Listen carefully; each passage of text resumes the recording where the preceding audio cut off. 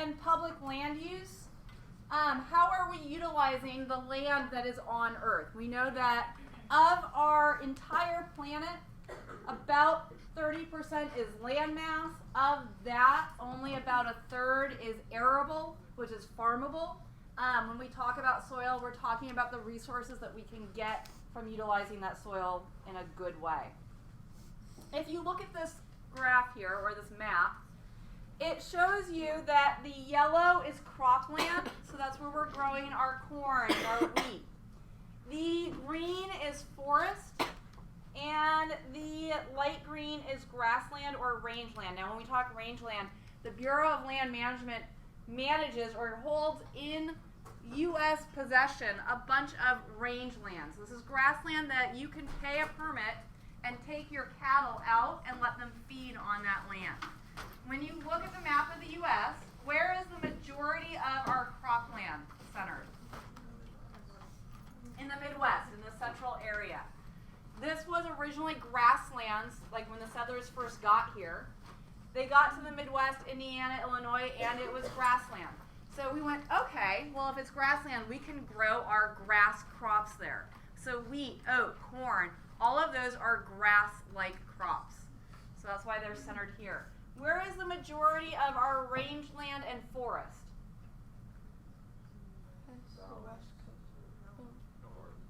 Rangelands in the western area, west of the Mississippi. We've got a lot of forest and rangeland in California. We've got some forest in the southeast. Question? So the ones on the left that you just circled, since they have no yellow, does that mean all their crops are imported? It means that they're not growing the wheat or the corn.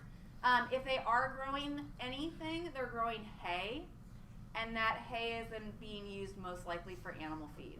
So we're getting most of our cereals from here. We're getting most of our meat from here. And then California, we do have a portion of our state that is cropland. That's the Central Valley. But we actually have a huge dairy industry in California. You guys know that if you've been out to Norco. And then we've kept a huge portion of our land wild as forest. The growing conditions out here are not great for our cereals because when you get out here, you don't have a lot of rain. So you need a lot of good rain for crops. Brings us back to tragedy of the commons. So we had tragedy of the commons with fishing. We're back to tragedy of the commons with rangeland. Where we see this tragedy of the commons is I've got my cows that need water and grass, and you've got your cows that need water and grass. And if there's one stream that runs through both our farms, if I use it for all my cattle and I take all the water out, your farm goes under, your ranch goes under. We have seen skirmishes, people dying over the use of the rangeland and the water access. The way that we are controlling this now is, again, most of that light green is controlled by the Bureau of Land Management. It is not privately held, and you go and you submit a permit to put so many head of cattle on that land, and your permit is only good for a certain number of months before you have to move your cattle back onto your private land, and then someone else gets to use it. Our waterways are more controlled now than they were when we first settled the West, as far as state agencies will dictate how much water you are allowed to pull for your farm or your ranch with permit use. So it's no longer can I dam the river at my ranch and therefore your ranch gets nothing. Now the government's going to control that waterway. An externality is a cost or benefit of a good or service that is not included in the actual good. It's not included in the actual kind of purchase price. So when we talk about you're going to go to In-N-Out and you're going to have a hamburger, there are a lot of externalities that go into that hamburger. For instance, I have to own a ranch. Then I have to have a mama and a daddy cow, or in reality, most of this is artificial insemination. So I got to buy some bull sperm. And I gotta do the work to impregnate my cow. Then I have to be there and maybe hire a vet to ensure that my cow is born correctly and healthy. And then I have to feed that cow, water that cow, give that cow medicine until it gets to the size that I can slaughter it and make a hamburger. And so you have all of the labor cost involved, all of the feed cost involved. All of that is an externality. It's not what you are actually seeing on the plate. It's everything that goes into making what you see on the plate. To calculate the cost of using resources, we must include all of the negative externalities. An externality negative could be a loss of biodiversity. I'm going to have ranch land, and in order to do that, I have to cut down a forest to put my cows there to grow the grass. That's a negative externality because I've now lost the biodiversity of that area. Erosion, carbon storage, all of that is also an externality. We've talked maximum sustainable yield before with our fisheries. If we are going to look at a natural resource, not the cows that we're growing, not the grasses that we are intentionally planting, but if I'm going to go out and hunt elk because people like venison, or if I'm going to go out and hunt kangaroo because that's like the better leather for like soccer cleats, I need to realize maximum sustainable yield. And just like in a fishery, it's half the carrying capacity. This way we ensure that there's enough of those animals out there to reproduce for next year. Difficult to calculate because you got to find carrying capacity. You have to have an accurate population count, and we know it is difficult to determine an accurate population count. When we talk public lands, realize that 11% of Earth's land masses are protected under UN regulation. So these are lands that have been set aside by the United Nations in conjunction with the host country to remain wild. Give me an example of something that would be protected under UN. Think about like two words, H and S. Yeah, all of our biodiversity hotspots are going to be within that 11%. Remember, we've got one in California. Anyone remember what it was called? California Floristic Region, and it's almost the entire like coastal area of California. In California, Wyoming, Montana, Washington, all of that green is actually public land that is protected in some way from use, and all of that dark blue in the ocean is protected. You cannot commercially fish in that dark blue. It's a lot of kelp forest, and it acts as a nursery for all of our other fish.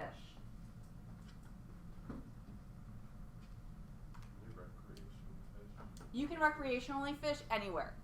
As long as you're within limits and you have a permit, but you can recreation, because you going out and fishing, you may take 4 or 5 fish, as if I have a commercial boat, I come in and take 4 or 5 tons. We have 3,400 parks, national parks worldwide, so not just in the United States, but all over the world. They are created to protect indigenous people. So in this, we are going to include our Indian reservations. We're going to include Aboriginal sites to protect their land for their use. It's going to protect biodiversity, and it's going to protect endangered species. Remember that idea of a flagship species, like, oh my God, the polar bear is starving, and so we're going to create a national park to save the polar bear. If we save the polar bear, we save everything else in that area that the polar bear lives in. We are going to manage this. We're going to allow scientific research. So if you work with a university, you can go in and do research in these areas that are pristine forest or pristine kelp forest. A lot of universities, if you want to go into ecology, you're going to pick your university based on where they do their research. So my son is going to go to school for forestry, and he wants to be like a forest ranger. The schools that he is picking have outreach programs. So if he goes to northern Arizona, they do a semester in the Grand Canyon, and they do all of the research there in the Grand Canyon.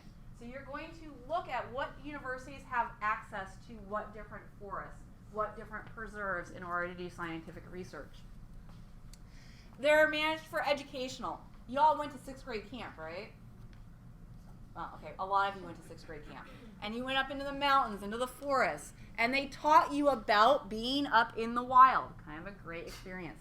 If you go to Catalina Marine Institute, you're going to be out in preserved waters, and you're going to learn all about that. The more we know about these areas, the more likely we are to preserve them and to cherish them, and so we need to do education in the areas. Some of the budget of the National Park Services is set aside for education. You become a forest ranger, some of your day, every day, is education, because we need public buy-in to keep these areas preserved. And then recreational use. Obviously, all of this is open for recreational use, and that includes fishing as a recreational use. Most are not used for resource extraction, which means you cannot go into most of these national parks and mine. You can't go in and log. There are some exceptions, and again, this is political. So depending on who's in office depends on how tight the regulations are for resource use in our national lands.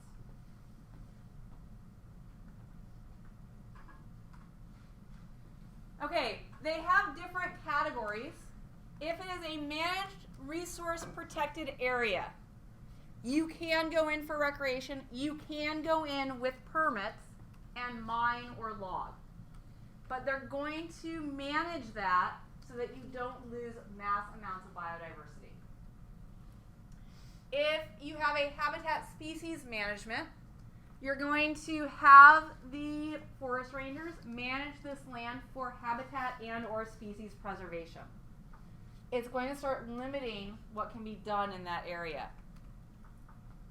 Strict nature reserves and wilderness areas, there is no resource extraction, no logging, no taking things. Like if you've been down to the tide pools by the Ocean Institute, that is a strict nature reserve. You cannot take rocks, you can't take animals, because it's set aside to preserve all of that habitat.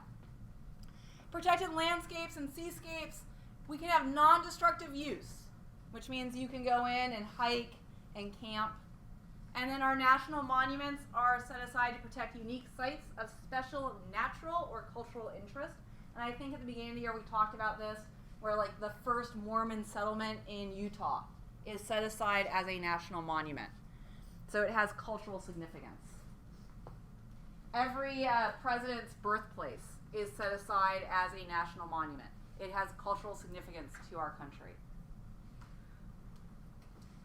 42% of all land in the United States is publicly held, which means that it is under state, local, or federal control. So we have state parks, we have national parks, and then we have regional parks. We even have community parks. That land is paid for by your tax dollars, and it is under the control of the unit that holds it, and they determine what the use is of that land. This includes our rangelands, where you can get a permit and put your cattle, our national forests and wilderness areas, and our wildlife refuges. There are management plans that are designed by ecologists and environmentalists that outline the proper use of this land. How can we still utilize the land without degrading it, without harming it? And this plan is revisited on a regular basis to ensure that we are getting the maximum use out of the land without being destructive. There is conflict between economic, scientific, recreational, and aesthetic. Obviously, in Oregon and Washington, we want to go in and log all of those forests. It's an economic. That's one of their main sources of money in those states. But aesthetically, it doesn't look good when you look up on the hillside and there's no trees. Obviously, environmentally, not so great. We have conflict between people who want to go in and study the area and people who want to use it recreationally, because if I've got a study going, I obviously don't want you in there with your dirt bikes, because it's going to disturb the animals that I'm studying. And so there's going to be these conflicts that arise, and the management plans help lay out the solutions to those conflicts.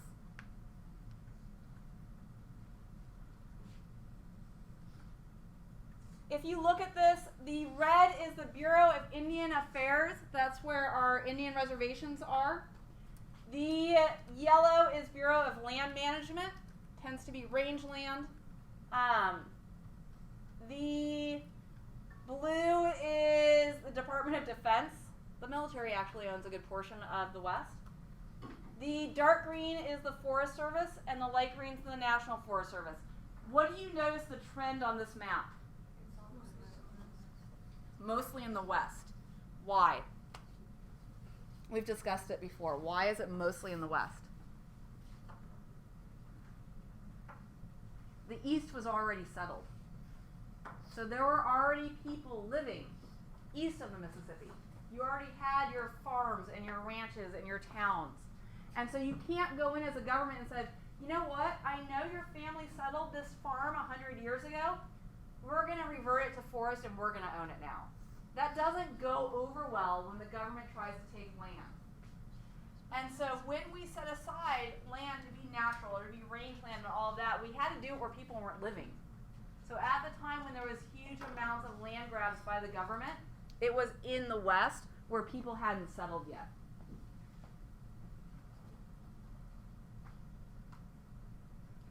We've talked about the Taylor Act of 1934. This was to encourage people to move west, and it allowed grazing on our BLM, Bureau of Land Management, rangeland. The realization here is that it costs our government 7 times more than they are bringing in profit by selling the permits to go on this land. Because you have to hire the environmentalists to make sure that it's being done correctly.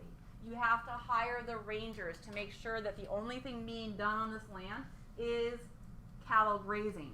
You have to hire patrols to make sure that only the ranchers that are allowed to be on that land at that time are there. You have to hire, the paper pushers to sell the permits and to manage that. So it costs our government a lot to have this rangeland, but it was set aside to encourage the farming and ranging. On our BLM rangeland, by the way, they do what they call grazeland rotation. And so we never have the same amount of cows on the same land for a full year. Because if you do that, then those cows eat all of the grass that's there, and then it's gone, it's done. And then you have erosion and pollution. So what they're going to do is rotate the herds through different areas. And so, the herd eats in this area for a month, and then you have to move your herd somewhere else to allow that first area to regenerate. When we talk about our forests, these are areas dominated by trees and woody vegetation. We can all hopefully picture a forest in our mind. If you can't, there's a picture. Realize that 73% of our forests are commercially logged, but there are a lot of laws in place about the logging of our forests, and it is actually beneficial to have some logging. If our forests overgrow, that's when we have forest fires that start that we can't stop. So logging is not always a negative thing. We do have logging allowed in national forests. You have to buy a permit. It's going to limit the amount of logs or trees that you can take, and it gives some revenue to our national forests that can be used for other things.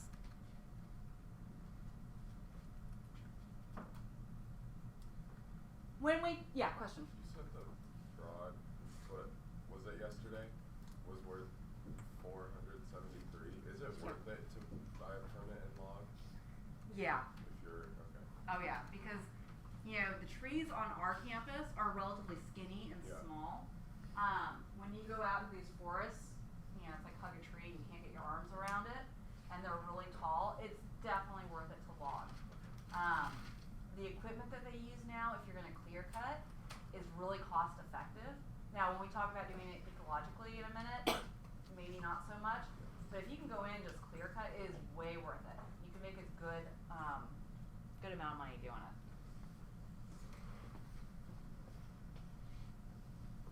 All right, so when we talk about forest conservation, the best thing we can do, obviously, is conserve. And one of the ways that we can conserve is by reusing our wood.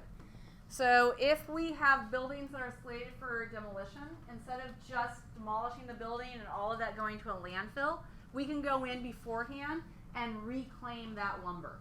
So we can take it down to the studs, and if the studs are in good shape, we can then use that to build another house. When we talk about paper, we can buy recycled paper.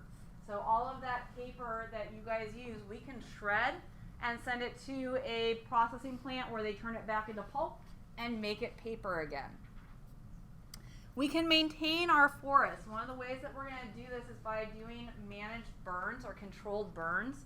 We know that if we don't go in and clear out the underbrush, if we don't go in and clear out diseased trees, if a lightning strike starts a wildfire, it is almost impossible to put it out.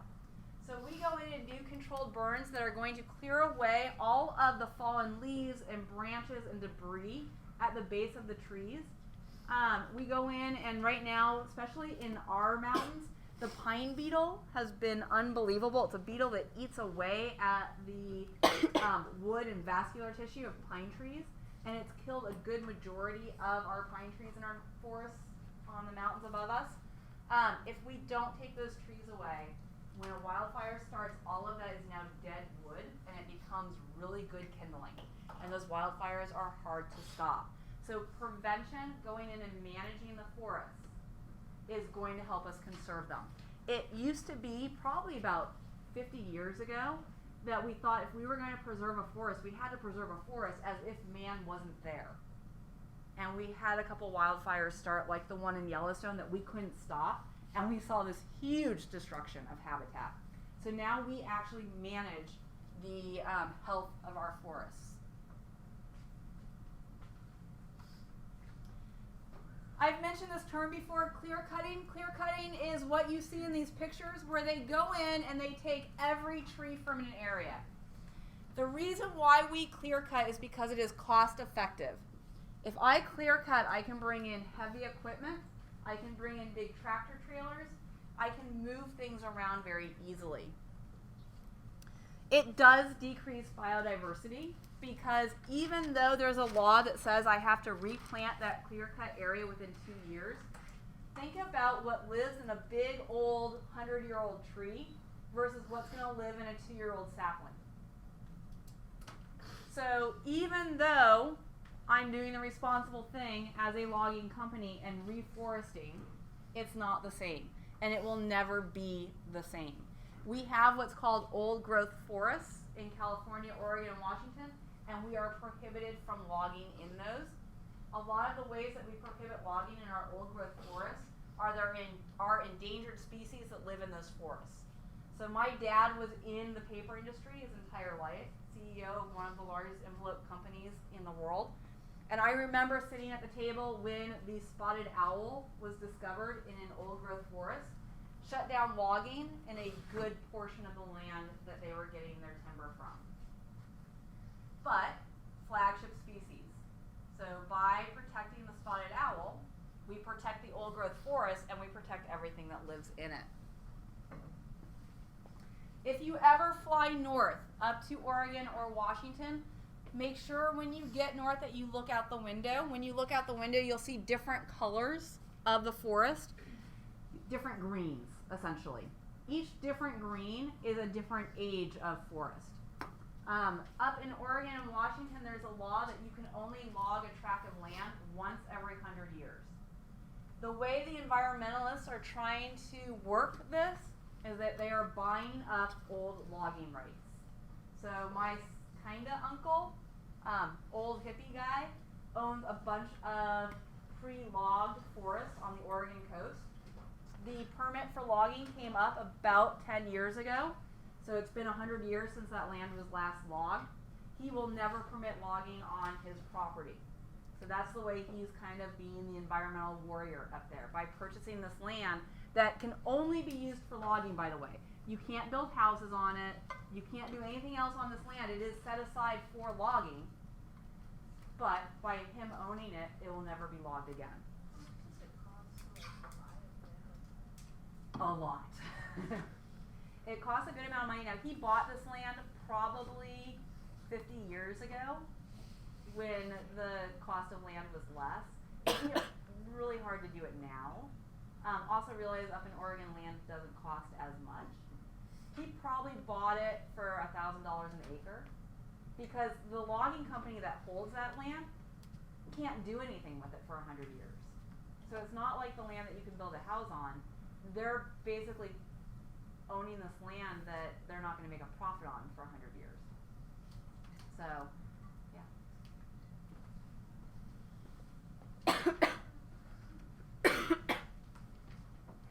Okay, there are ways to log more environmentally.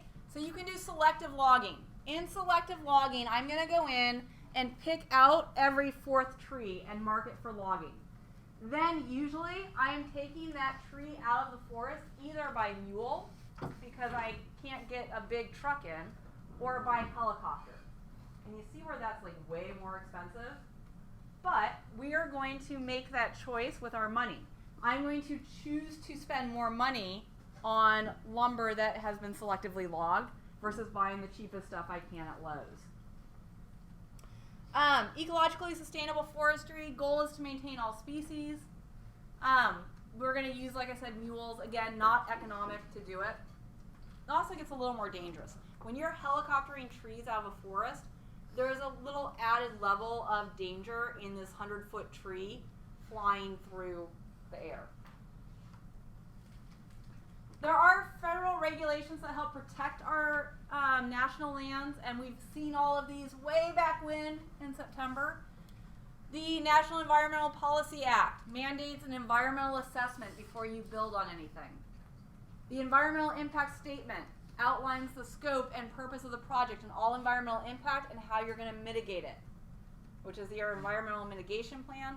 And then the Endangered Species Act of 1973, if I can prove that an endangered species lives on that land, I now prevent any resource or mineral extraction from that land. Despite all of those regulations, in the last 50 years, 90% of the metropolitan population growth has been suburban and exurban. What does that mean? Well, it used to be you would drive the canyon down to Laguna and it would just be open land. Now you drive the canyon down to Laguna and they have built houses on either side. Irvine Company holds most of the land that is still wild in this area, and they used to lease it out for agriculture, and now Irvine Company is selling off that land for houses. They are now doing a money grab. Back about 15 years ago, they promised the people of South Orange County that they would keep at least 60% of their holdings as wild chaparral. They are not holding to that promise. Suburban areas. You all live in a suburban area, which means that most of your parents do not work where they live. They commute. Raise your hand if your parents are commuting to Los Angeles. Anyone? Raise your hand if your parents are commuting to San Diego. Right? So you are suburban. We have our two main cities, and we are commuting to those cities for work. The reason why we move out of the cities is to give our kids a better life. You can have a yard. You can have, room to roam. Usually, our urban cities kind of get grungy, and so people move away from them. Exurban is similar to suburban, but not connected to any major city. We have a huge population growth of industry in Irvine, and so any of your parents work in Irvine? A couple? So that's considered exurban. The city of Irvine is not a major metropolitan city. We are, though, an exurban area that feeds Irvine for industry. Does that make sense? The difference between suburban and exurban? So depending on where your parents work, this city of Mission Viejo could be either. We tend to consider it suburban.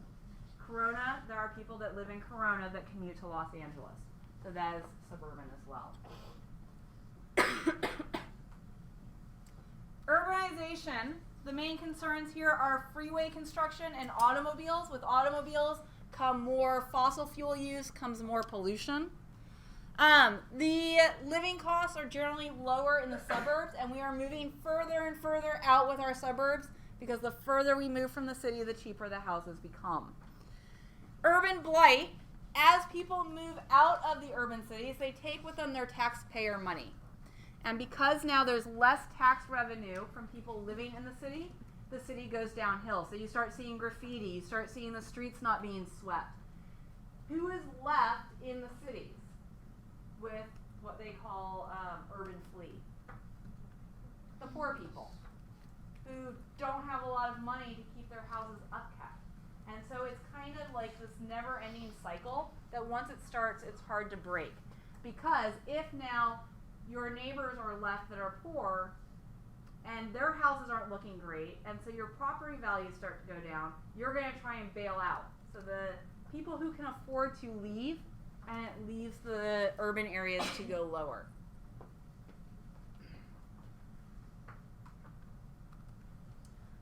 Urban sprawl, pollution of our waterways, lack of permeable surfaces. We talked about flash flooding and how we are taking away from our aquifers because we are paving over the dirt that the water used to soak through. They are trying to come up with solutions. Permeable asphalt is kind of cool. So all of the roads would be paved with something that would allow the water to go through it instead of pooling on top of it. It would also probably prevent a lot of car accidents because you wouldn't hydroplane. We're putting trees in medians because the trees would soak up the water. They also act as filtration for any pollution like oil or gas that gets on the roadways. The idea that we could increase public transportation, but we talked the other day about how that doesn't work in Southern California. And then building up instead of out. So instead of having this suburban sprawl, we would have skyscrapers that you would live in.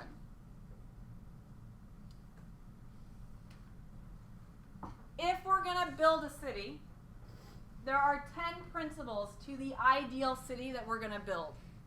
We are going to have a city that has mixed land use, which means your city is going to be a mixture of industrial, agricultural, and housing. You are going to create a range of housing opportunities, which means you have apartments, you have condos, you have single-family homes that are, reasonably priced, and million-dollar homes. So everyone from every economic status can live in your city. You have walkable neighborhoods, which means I could leave my house, walk to the grocery store, and walk back to my house. I can walk my kids to school. We're going to encourage community and stakeholder collaboration. I am going to have homeowners associations where people from the community are on the board, and if I live in that community, I can go have a discussion about what's being planted in my neighborhood.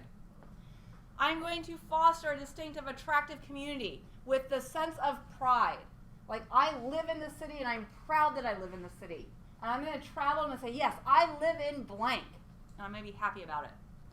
We're going to have some open space that the people can go enjoy. We're going to have a variety of transportation options. You can ride your bike. You can ride the bus. You can drive. We are going to strengthen development towards existing communities. And we're going to make developmental decisions that make sense. We're going to plan ahead. Can anyone think of a community near us that hits all 10 principles? Not Mission Viejo. Talked a lot about it in the last couple of days. Irvine. Rancho Mission Viejo is getting there, but they don't only have the shopping opportunities. But Irvine is designed based on these 10 principles. Believe it or not, my kids used to practice in Irvine. And I loved it when I was running and training for my marathon because every neighborhood is connected to every other neighborhood by paths. So you don't have to be out on the road, on the side of the road. There are paths that weave behind all of these neighborhoods that you could, on a path without being out on the street, walk from your house to the grocery store. Very distinctive neighborhoods, right? It's right now clean and pretty and new and sparkly. But it hits these 10 principles. They've left open land. They've left parkland. There are these homeowner associations. So this is the idea that's perfect. Not many cities hit it, and you have to be pretty much a new city to do it. Because the older cities, Mission Viejo, Rancho Santa Margarita, we were designed around that car culture. That we are going to have people who are going to commute everywhere. And so you're not going to be able to walk your kids to school. Maybe elementary school. But you're not going to be able to walk them to high school, right? That is where we are ending for the day. Yay! We're going to talk and destroy your ideas of food next time.